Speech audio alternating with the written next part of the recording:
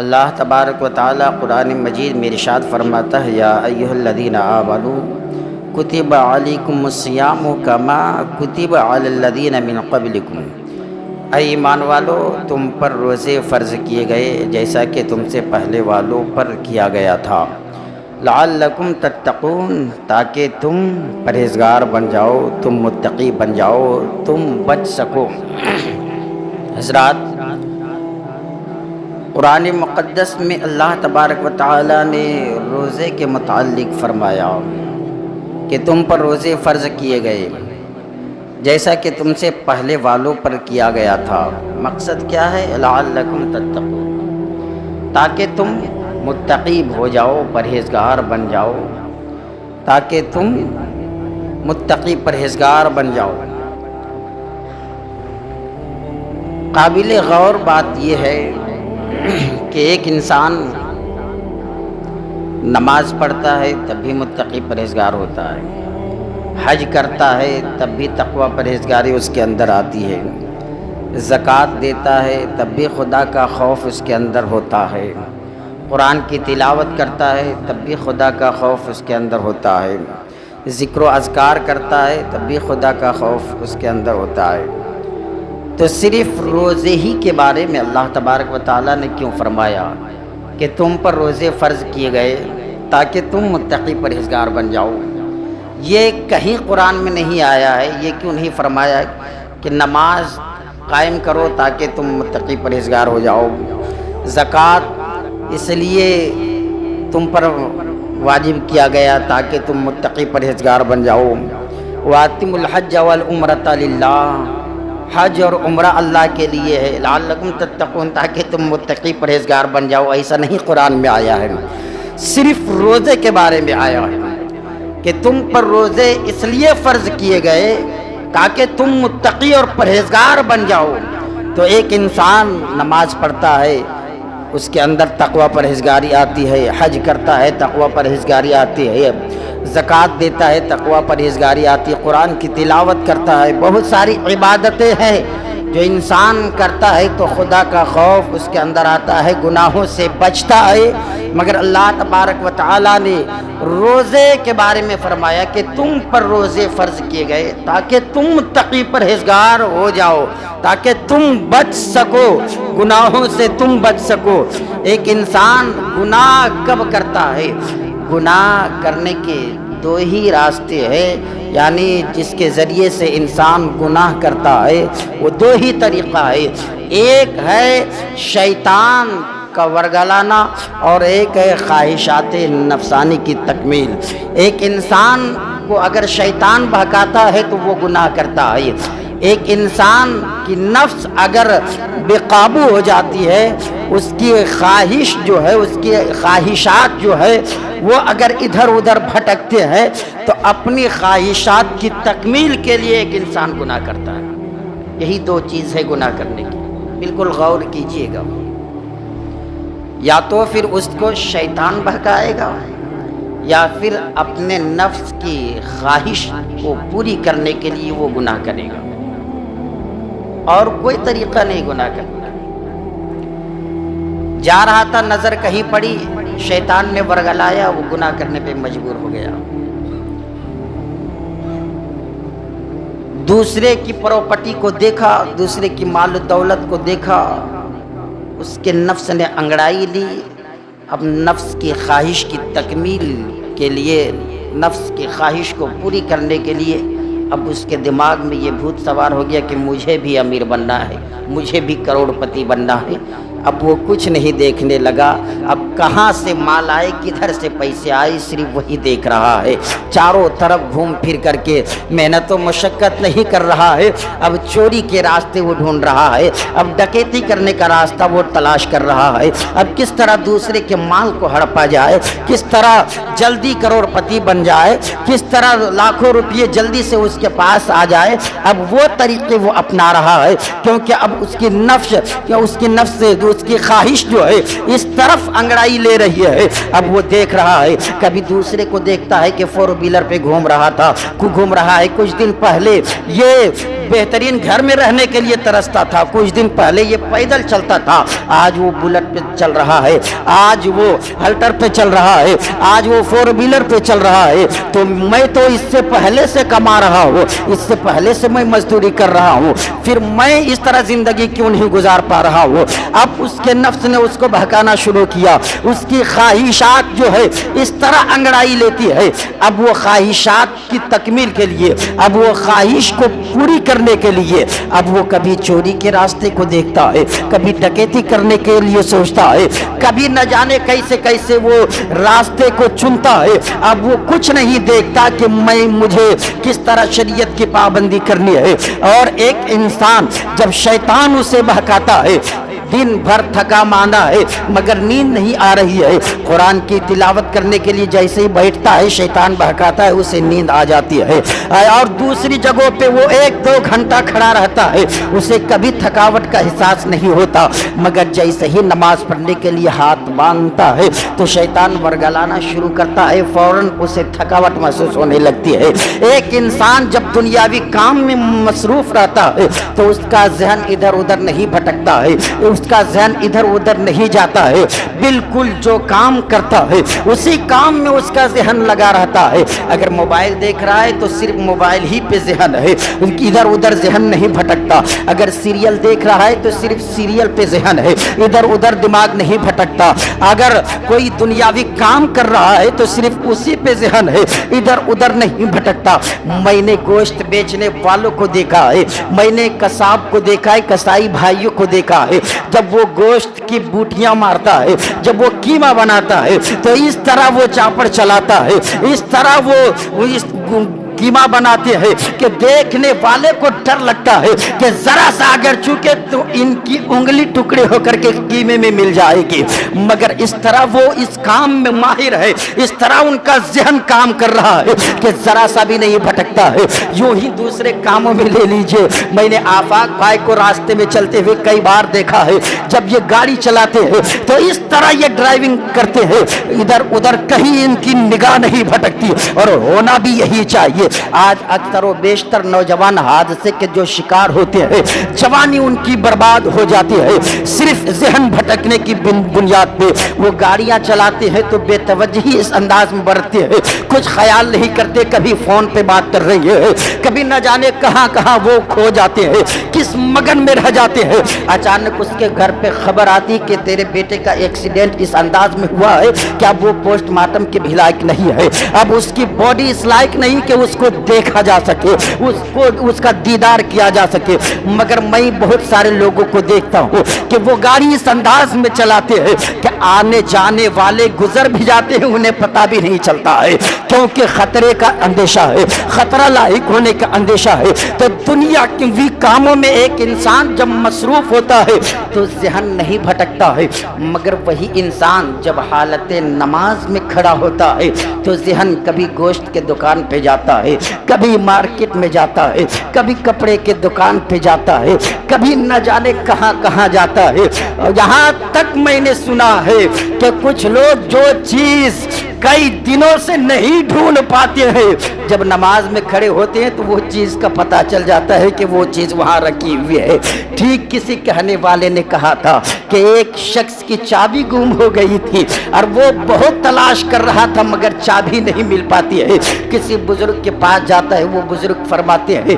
कि 2 रकात नफल नमाज पढ़ो, उसके बाद दुआ करो, इंशाअल्लाह चाबी मिल जाएगी। वो जैसे ही हाथ बांधता है, अभी 1 रकात भी नहीं पूरी किया था कि ख्याल आ गया कि तकिए के नीचे चाबी रखा हो, फौरन उसी वक्त सलाम फेर देता है, दौड़ता हुआ बाहर निकल जाता है। तो एक इंसान दुनियावी कामों में जब मसरूफ होता है तो उसका ज़हन नहीं भटकता, मगर दीनी कामों में इस कदर ज़हन इधर उधर भटकता है। ये किसका काम है? ये शैतान का काम है, ये शैतान वरगलाता है। मेरे आका फरमाते हैं, अल्लाह वाले جب حالت نماز میں ہوتے ہیں، جب کوئی نمازی نماز کے لیے کھڑا ہوتا ہے تو شیطان ورگلانا شروع کر دیتا ہے، اور جیسے ہی وہ تلاوت شروع کرتا ہے پھر شیطان ہٹ جاتا ہے، پھر شیطان آ جاتے ہیں۔ یہاں تک کہ روایتوں میں آیا ہے شیطان اس طرح ورگلاتا ہے، کبھی کبھی ایسا احساس کرا دیتا ہے کہ نمازی کا وضو ہی ٹوٹ گیا تاکہ وہ نماز توڑ کر کے باہر نکل آئے۔ کبھی کبھی ایسا محسوس ہوتا ہے کہ میرا پیشاب کا قطرہ ٹپک پڑا ہے، حالت نماز میں اس قدر ورگلاتا ہے۔ اسی لیے فقہا فرماتے ہیں اگر بار بار کسی کو یہ خدشہ لاحق ہو کہ میں پیشاب کر کے ابھی تو آیا تھا، اور نماز میں بار بار جس کو یہ خدشہ لاحق ہو کہ میرا پیشاب کا قطرہ لگتا ہے کہ ٹپک گیا ہے، تو روایتوں میں آیا ہے وہ استنجا کے بعد اپنے جو کپڑے جو پہنا ہے اس کپڑے میں پانی کے چند قطرے چند چھینٹے مار لے، تاکہ جب نماز میں شیطان اسے ورگلائے کہ تیرا پیشاب کا قطرہ ٹپک گیا، نکل گیا ہے، پیشاب کا قطرہ گر گیا ہے، تیرا وضو ٹوٹ گیا ہے، تو اسے فوراً خیال آئے، اس کا ذہن اس طرف جائے کہ نہیں نہیں پیشاب کا قطرہ نہیں ٹپکا ہے، بلکہ جو پانی کا چھینٹا میں مارا تھا وہی اس کا ٹھنڈک مجھے احساس ہو رہا ہے۔ تو انسان دو ہی طریقے سے گناہ کرتا ہے، جب شیطان ورگلاتا ہے تب، یا پھر اپنے نفس کی خواہش کو پوری کرنے کے لیے انسان گناہ کرتا ہے۔ اور رمضان المبارک کا جب مہینہ آتا ہے تو اللہ تبارک و تعالی شیاطینوں کو قید کر دیتا ہے، اور روزہ جب انسان رکھتا ہے تو اس کی نفسانی خواہش جو ہے وہ سب ختم ہو جاتی ہے، اب گناہ کرنے کے جو راستے ہیں وہ سب بند ہو جاتے ہیں۔ اس لیے پروردگار فرماتا ہے روزہ تم پہ اس لیے فرض کیا گیا ہے تاکہ تم متقی پرہیزگار بن جاؤ۔ شیطان بھی قید میں ہے، اور ایک انسان بھوکا پیاسا جب رہتا ہے تو اس کا نفس جو ہے کنٹرول میں رہتا ہے، ادھر ادھر نہیں بھٹکتا، تو دونوں چیز تو ختم ہو جاتی ہے۔ اس کے باوجود بھی اگر کوئی گناہ کر رہا ہے تو شیطان کے اوپر تو الزام نہیں لگا سکتا۔ وہ نے کسی نے کہا کہ روزہ اس لیے نہیں رکھتا ہوں کہ شیطان بہکاتا ہے، تو فوراً شیطان نے آواز دیا کہ نالائق مجھ پہ الزام مت لگاؤ، میں تو قید ہوں، میں تو جکڑا جا چکا ہوں۔ تو شیطان تو قید ہو چکا، رہی نفس کی خواہشات نفسانی، تو وہ تو بھوکا پیاسا انسان جب رہے گا تو وہ بھی ختم ہو جائے گا۔ اب ایک انسان اگر سحری میں بھی دبا کے کھا رہا ہے اور دن بھر بھوکا پیاسا رہا، جب کوئی چیز عادت میں شمار ہو، کسی چیز کو کثرت سے لوگ استعمال کرتے ہو اور تھوڑی دیر کے لیے اس چیز کو اگر لے لیا جائے، تھوڑی دیر اس چیز سے اگر روک دیا جائے تو پھر اسے بے چینی ہونے لگتی ہے، اور جب وہ چیز ملتی ہے تو پھر وہ آگے پیچھے کچھ نہیں دیکھتا، بالکل ٹوٹ پڑتا ہے۔ مثال کے طور پہ یوں سمجھیے اگر کسی کو جیل خانے میں بند کر دیا جائے، قید کر لیا جائے، اب پھر 2-3 مہینے کے بعد اس کو چھوڑا جائے تو پھر وہ اور ادھم مچاتا ہے، کیونکہ وہ سوچتا ہے کہ بالکل میں اس طرح پابندی میں رہا، آج تک اتنی پابندی میں نہیں تھا۔ وہ نکلنے کے بعد پھر اور بڑا سے بڑا کرائم کرنے لگتا ہے۔ تو دن بھر جب انسان بھوکا پیاسا رکھتا ہے اور افطاری کا وقت جب ہوتا ہے تو وہ آئٹم کو گنتا ہے کہ کتنے آئٹم ہیں آج، اور اگر ایک چیز کی بھی کمی ہو جائے تو پھر وہ غصے کا اظہار کرنے لگتا ہے کہ آج بھجیا نہیں ہے تو بہترین شربت نہیں ہے، تو پھر مقصد روزہ جو ہے وہ فوت ہو جائے گا۔ چونکہ روزے کا مقصد یہ ہے کہ انسان متقی پرہیزگار ہو جائے، شیطان قید ہو چکا ہے، اب انسان بھوکا پیاسا رہے گا تو خواہشات نفسانی بھی ختم ہو جائے گی، مگر اگر سحری میں بھی دبا کر کے کھائے گا، سحری میں بھی دبا کر کے کھائے گا، افطاری بھی دبا کر کے کرے گا، تو پھر خواہشات نفسانی ختم نہیں ہوگی بلکہ اور بڑھ جائے گی۔ اور یہی وجہ ہے کہ کچھ روزے دار روزہ بھی رکھتے ہیں اور گناہ بھی کرتے ہیں۔ کچھ روزے دار روزہ بھی رکھتے ہیں، جھوٹ بھی بولتے ہیں، کچھ روزے دار روزہ بھی رکھتے ہیں، غیبت بھی کرتے ہیں، کچھ روزے دار روزہ بھی رکھتے ہیں مگر وہ گناہ کرنے میں ہچکچاتے بھی نہیں۔ شیطان تو قید ہو چکا ہے، اب اس کی خواہشات نفسانی ختم نہیں ہوئی ہے، ورنہ وہ بھی اگر سوچتا کہ بوقت افطار بھوک بھی لگی ہے، پیاس بھی لگی ہے، اور بہت زیادہ بھوک اور پیاس کی شدت میں وہ تڑپ رہا ہے، پانی نگاہوں کے سامنے ہے، پھل فروٹ نگاہوں کے سامنے ہے، وہ چاہتا تو پانی پی لیتا، کون کیا کر سکتا تھا؟ آج بہت سارے لوگ نماز نہیں پڑھتے ہیں، کون کیا کر لیتا ہے؟ بہت سارے لوگ جھوٹ بولتے ہیں، کون کیا کرتا ہے؟ یہ تو ملک آزاد ہے نا، کوئی کچھ بھی کرے، کون کیا کرے گا؟ تو وہ بند کمرے میں پانی پی لیتا، اندھیرے میں وہ چھپ کر کے کھانا کھا لیتا، اور دن بھر آ کر کے کہتا میں روزے سے ہوں، تو کوئی بگاڑ سکتا تھا؟ کچھ نہیں بگاڑ سکتا تھا۔ امام صاحب کے ساتھ آ کر کے بیٹھ جاتا افطاری کرنے کے لیے، تو امام صاحب بھی نہیں اٹھا کر کے بھگا سکتے اگر وہ کہہ دے کہ میں روزے سے ہوں، حالانکہ دن بھر وہ چھپ چھپ کر کے کھاتا رہے، مگر وہ اسے کوئی نہیں کہہ سکتا کہ تو روزہ نہیں رکھا ہے۔ مگر ایسا کوئی کرتا ہے؟ نہیں کرتا ہے۔ چاہے جتنا بڑا گناہگار ہو، جتنا بڑا خطا کار ہو، جتنا بڑا شرابی ہو، جواری ہو، چرسی ہو، کچھ بھی ہو، اگر وہ روزہ رکھا ہے تو دن بھر وہ بھوکا پیاسا رہتا ہے۔ چاہتا تو چھپ کر کے پانی پی سکتا تھا، چاہتا تو چھپ کر کے کھا سکتا تھا، چاہتا تو وہ چھپ کر کے پیٹ کو بھر سکتا تھا، مگر وہ بھی نہیں کھاتا پیتا ہے۔ اسے بھی یقین ہے کہ ہم چھپ کر کے کھا لیں گے، ہم انسانوں سے چھپ کر کھا لیں گے، ہم انسانوں سے بچ کر کے پانی پی لیں گے، مگر وہ خدا مجھے دیکھ رہا ہے، چاہے بند کمرے میں میں کھاؤں، چاہے کہیں بھی جا کر کے چھپ کر کے پانی پیوں، کوئی دیکھے یا نہ دیکھے، وہ رب کائنات ہمیں ضرور دیکھ رہا ہے، میرا مالک ہمیں ضرور دیکھ رہا ہے۔ تو ایک گناہگار انسان کا بھی یقین اس قدر بڑھ جاتا ہے، سامنے سب کچھ موجود ہے پھر بھی نہیں کھاتا ہے، وہ بھی گھڑی کا کانٹا دیکھتے رہتا ہے کہ ابھی 2 منٹ باقی ہے، ابھی 1 منٹ باقی ہے، ابھی 3 منٹ باقی ہے، ساری چیزیں نگاہوں کے سامنے ہے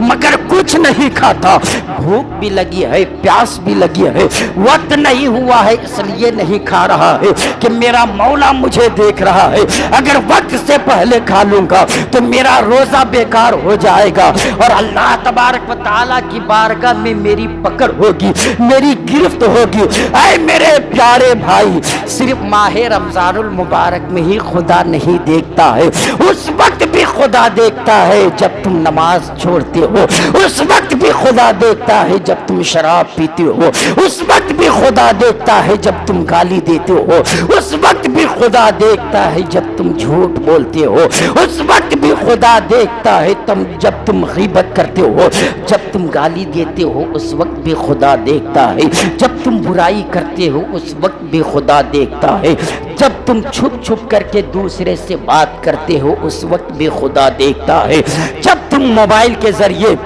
نہ جانے کیسے کیسے مناظر تم دیکھتے ہو اس وقت بھی خدا دیکھتا ہے۔ اگر یہ یقین مسلمانوں کے اندر پورا سال، پورا مہینہ، پورا دن آ جائے کہ ہمیں خدا دیکھ رہا ہے، جس طرح روزے کی حالت میں ایک روزے دار کو یقین ہو جاتا ہے کہ ہم نہیں کھائیں گے، نہیں پیئیں گے، خدا ہمیں دیکھ رہا ہے، اسی طرح یقین اور دنوں میں ہو جائے تو کسی بھی عالم کی ضرورت نہیں کہ وہ دن بھر رات بھر سمجھاتا رہے۔ ایک انسان کی زندگی خود بخود 4 چاند لگ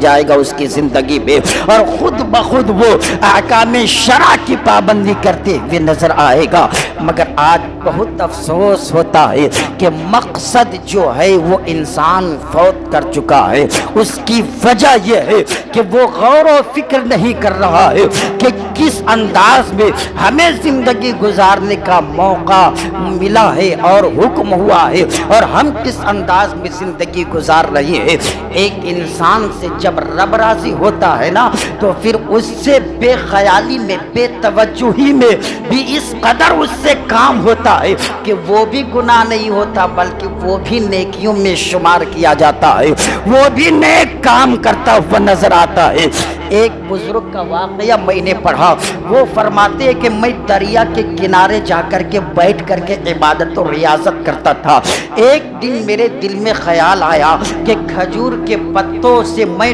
टोकरी बनाऊं। टोकरी आप हजरा समझते हैं ना, पतीली वगैरह की मानिंद, जो उसी तरह उसी शक्ल के टोकरी बनाते थे कुछ लोग। आज तो टोकरी का ज़माना तो बहुत पहले गुजर गया, टोकरी का ख्याल भी नहीं आता। वरना पत्ते के जो बर्तन बनते थे, जिसमें पत्तों में लोग जब खाना खाते थे शादी ब्याह के मौके पे, तो उस खाने की लज्जत एक अलग होती थी। बुजुर्ग फरमाते हैं, रोज़ाना मैं दरिया के किनारे बैठ करके इबादत और रियाजत किया करता था। एक दिन ख्याल आया कि मैं खजूर के पत्तों से टोकरी बनाऊं। फरमाते टोकरी बना करके दरिया में डाल दिया, वो पानी में वो टोकरी बहती रही, तो मुझे अच्छा लगा, तो सोचा कि दूसरी टोकरी भी बनाऊं। फरमाते दूसरी टोकरी बनाया, उसको भी बना के दरिया में डाल दिया। फरमाते मुझे और सुकून मिला, तो अब मैं टोकरी बना करके डालता रहता था और जिक्र भी करता था। फरमाती अब टोकरी बनाने में मेरा दिल इस कदर मगन हो गया, अब रोज़ाना का मैं मामूल बना लिया कि रोज़ाना जाता था और जिक्र भी करता था, टोकरी बना करके दरिया में डालता भी था। जब कोई अल्लाह की बारगाह में महबूब हो जाता है, तो फिर हर दम हर लम्हा उससे नेक काम ही होता है। फरमाते एक दिन दिल में ख्याल आया कि मैं जो टोकरी बना बना करके दरिया में डालता हूँ, ज़रा देखूँ तो सही कि वो टोकरी जाती कहाँ है और कोई लेता है या नहीं, या कहाँ बा करके जाती है वो टोकरियाँ। और उस दिन फरमाती कि मैं टोकरी नहीं बनाया, बल्कि दरिया के किनारे किनारे मैं टहलने लगा कि ज़रा देखूँ वो टोकरियाँ जाती है तो कहाँ जाती है। फरमाते कुछ दूर मैं चलता रहा, कुछ दूर जब गया तो मैंने क्या देखा कि एक ज़ईफ़ा, एक बुढ़िया रो रही है, ज़ारों कतार, आँख से आंसू के कतरे बेहिसाब टपक रहे, हिचकियाँ ले लेकर के रो रही है। फरमाते हैं कि उस बुढ़िया से, उस ज़ईफ़ा से मैंने पूछा, ज़ईफ़ा बुढ़िया इस कदर रोने की वजह क्या है? फरमाते हैं उस बुढ़िया ने जवाब दिया, ऐ अल्लाह के बंदे, मेरे 5 बच्चे हैं जो यतीम है, मेरे सर से शौहर का साया उठ चुका है। उन 5 यतीम बच्चे को बहुत मुश्किल से मैं परवरिश कर रही हूँ। मैं कमज़ोर हो चुकी हूँ, कहीं मजदूरी भी नहीं कर सकती, तो मैं इसी दरिया के किनारे बैठ करके रोती थी, जिक्र में मुब्तला रहती थी। एक दिन मैंने क्या देखी कि इसी दरिया में चंद टोकरियां आ रही है। मैं उन टोकरियों को उठाकर बाज़ार में लेकर के जब मैंने बेचा तो कुछ पैसे मिले, और उसी पैसे से मैंने अपने भूखे प्यासे बच्चों को खाना खिलाया। ऐ अल्लाह के बंदे, आज इसलिए रो रही हूँ कि कई दिन से वो टोकरियां आती थी, मैं उठाकर बाज़ार में ले जाकर बेचती थी। मेरे बच्चों की भूख और प्यास की शिद्दत ख़त्म होती थी, कुछ ख़रीद कर अपने बच्चों को मैं खिलाती थी। आज इसलिए रो रही हूँ कि वो टोकरियाँ नहीं आई है। वल्लाह के बंदे, अल्लाह का बंदा रब्बे कायनात की बारगाह में अपना हाथ फैलाता है, अर्ज़ करता है, मौला तेरा लाख लाख शुक्र है। मैं तो यूँ समझ रहा था कि बेकार है मेरा ये काम, मगर तेरा कितना बड़ा एहसान कि जिसको मैं बगैर समझे हुए दरिया में डाल रहा था, तूने इस गुनाहगार से इतना बड़ा काम दिया है कि वो भी मेरा नेकियों में शुमार हो गया। फौरन उस ज़ईफ़ा से फरमाते हैं, चलो अपने बच्चों के साथ चलो, मेरे घर पे चलो, और मैं तुम्हारा कफील बनता हूँ, मैं तुम्हारे बच्चों की परवरिश करूँगा, मैं तुम सारे लोगों को खाना खिलाऊंगा। फरमाती हूँ उस दिन से लेकर के उन सारों को अपने घर पे ला करके खाना खिलाता रहा, परवरिश करता रहा। अल्लाह तबारक व तआला जब वो 5 और वो बेवा नहीं थी, تب بھی مجھے روزی دیتا تھا، اور وہ 6 لوگوں کو اپنے گھر پہ میں لے کر کے آ گیا، تب بھی پروردگار مجھے روزی دیتا رہا۔ فقط ایک بہانہ ہے، انسان محنت و مزدوری کرتا ہے، ورنہ اللہ تبارک و تعالی اگر روزی کے دروازے کو نہ کھولے گا تو کوئی ماکالا ایک دانہ کسی کو نہیں کھلا سکتا۔ مرضی مولا جب تک نہیں ہوتی ہے تب تک کوئی کسی کی مدد نہیں کر سکتا۔ آپ نے سنا ہوگا کہ خاتون جس کی 5 لڑکیاں تھیں، 4 لڑکی تھی، 5ویں بار وہ حاملہ ہو چکی تھی، شوہر نے دھمکی دیا تھا کہ اب کی بار اگر تجھے لڑکی ہوئی تو میں تجھے طلاق دے دوں گا، تجھے چھوڑ دوں گا۔ ایسی نوبت جب گھروں میں آتی ہے نا تو زمین پیروں کے نیچے سے کھسک جاتی ہے، جبکہ شریعت بھی اور میڈیکل سائنس بھی یہی کہتے ہیں کہ اس میں عورت کا کوئی دخل اندازی نہیں ہے، اس میں عورت کا کوئی قصور نہیں اگر اس کے پیٹ سے صرف لڑکی پیدا ہو رہی ہے یا لڑکے پیدا ہو رہے ہیں، سب مرد کے نطفے سے ہوتا ہے، چاہے لڑکا ہو چاہے لڑکی ہو، یہ مرضی مولا ہے، جسے چاہے لڑکا ہی دے دے جسے چاہے لڑکی ہی دے دے۔ مگر کچھ بے وقوف، کچھ ایسے خیال کے انسان بھی ہیں جو بار بار اپنی بیوی کو ٹارچر کرتے ہیں، دھمکی دیتے ہیں۔ وہ بھی نوجوان دھمکی دیتا ہے کہ اس بار اگر تجھے لڑکی ہوئی نا تو میں تجھے طلاق دے دوں گا، میں تجھے چھوڑ دوں گا۔ اب وہ خاتون، وہ عورت بار بار رب کی بارگاہ میں التجا کرتی تھی، روتی تھی کہ مولا ابھی تک تو صرف میری عزت کا سوال تھا مولا، مگر اب میرے ساتھ 4 بچیاں ہیں، اگر مجھے میرا شوہر چھوڑ دے گا تو میرا باپ بھی دنیا میں زندہ نہیں، میری ماں بھی دنیا میں زندہ نہیں، میرا کوئی جوان بھائی بھی دنیا میں نہیں ہے جو میں جا کر کے زندگی گزاروں۔ ان 4 بچیوں کو لے کر کے میں کیسے زندگی گزاروں گی، کیسے ان 4 بچیوں کی پرورش کروں گی؟ اس لیے مولا میری بچیوں کی زندگی کی حفاظت تو ہی کرنا، میری بچیوں کا خیال تو رکھ لے۔ وہ بار بار التجا کرتی رہی۔ ایک قافلہ گزرنے والا تھا، ایک قافلہ سفر میں جانے والا تھا، اس کا شوہر بھی اس قافلے میں شامل ہوتا ہے، اپنے خاتون سے کہتا ہے چل تو بھی میرے ساتھ چلنے کے لیے تیار ہو جا۔ دونوں میاں بیوی اس قافلے میں شامل ہوتے ہیں، دونوں سفر میں ہیں، اور کچھ دور جب پہنچتے ہیں وہ وقت آ جاتا ہے، وہ حمل کی مدت پوری ہو جاتی ہے، اس کی بیوی کے پیٹ میں درد شروع ہوتا ہے۔ وہ خاتون، وہ عورت سمجھ جاتی ہے کہ حمل کی مدت پوری ہو چکی ہے، اب میرے پیٹ میں جو بچہ ہے میرے شوہر کی محبت کی نشانی جو میرے شکم میں ہے وہ باہر آنا چاہتی ہے، اس لیے وہ ایک بہانہ تلاش کرتی ہے، پانی لیتی ہے اور کہتی ہے اپنے شوہر سے کہ میں رفع حاجت کے لیے جا رہی ہوں، میں ٹوائلٹ کے لیے جا رہی ہوں، تاکہ وہ سوچتی یہ ہے کہ اگر لڑکی پیدا ہوگی تو یہیں پہ رہے گی تو نہ جانے یہ غصے میں میرے ساتھ کیا کرے گا، اس لیے میں ادھر چلی جاتی ہوں۔ بہانہ بنا کر کے وہ باہر کی طرف جاتی ہے اور پہاڑ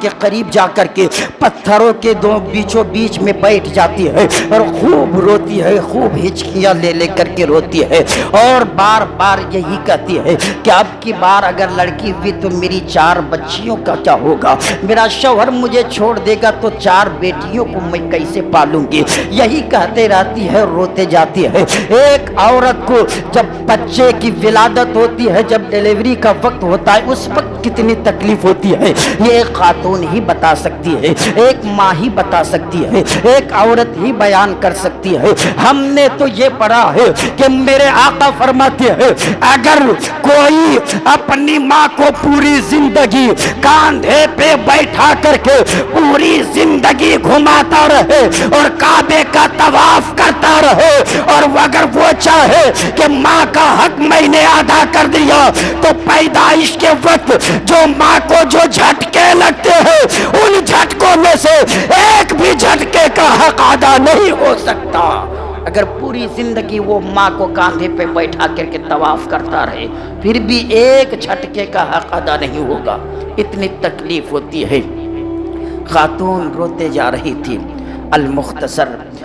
جب بچہ پیدا ہوتا ہے تو کیا دیکھتی ہے کہ لڑکا نہیں لڑکی ہے، وہ خاتون سوچنے لگتی ہے اب میں کروں تو کیا کروں، اگر اس بچے کو لے کر کے جاتی ہوں تو میرے 4 بچیوں کی زندگی خطرے میں آ جائے گی، اور اگر اس کو چھوڑتی ہوں تو 4 بچیوں کی زندگی بچ جائے گی۔ فیصلہ کر لیتی ہے کہ اسی کو یہاں چھوڑ دیتی ہوں تاکہ ایک ہی بچی کی زندگی جائے،